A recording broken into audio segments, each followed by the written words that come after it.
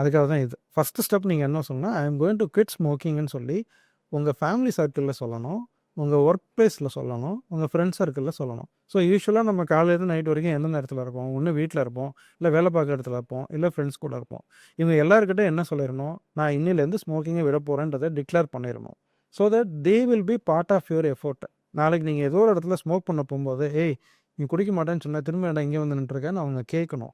அந்த ஒரு டெம்ப்டேஷன் வருது இல்லையா? அந்த டெம்ப்டேஷன் வரும்போது அத ஸ்டாப் பண்றதுக்கு ஒரு ஆள் இருந்தா, அந்த ஒரு 10 நிமிஷம் டெம்ப்டேஷன் நீங்க தாண்டிட்டீங்கன்னா, அந்த சிகரெட்ட நீங்க விட்டுருவீங்க.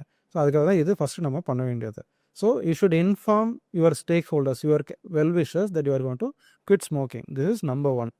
நம்பர் 2, பெரும்பாலும் இது ஸ்மோக்கிங்கில 2 கேட்டகரி ஆஃப் குவிட்டிங் சொல்லுவாங்க. ஒண்ணு கோல்டு டர்க்கின்னு சொல்லுவாங்க. இன்னொன்னு கட்டிங் டவுன் சொல்லுவாங்க. கோல்டு டர்க்கின்னா என்னன்னா, ஒரே நாள்ல எல்லாத்தையும் தூக்கி போட்டுறது. அதுக்கப்புறம் இனிமே நான் புடிக்கவே மாட்டேன் அப்படின்னு சொல்றது. இன்னொன்னு வந்து என்னன்னா, ஒரு நாளைக்கு 20 சிகரெட் புடிச்சுட்டோம்னா 10 சிகரெட் ஆக்குறது, அப்புறம் 5 சிகரெட் ஆக்குறது. இப்படி குறைச்சு குவிட் பண்றது. So what you should remember is cold turkey actually works good. Provided you have the willpower to do that. So alcohol சடனா விடுறது விட்டுற முடியாது. கொஞ்சம் கொஞ்சமா குறைச்சு தான் விடணும். ஆனா, ஸ்மோக்கிங் பொறுத்தவரைக்கும் சடனா விடுறதுனால உடம்புக்கு எந்த கெடுதலும் கிடையாது.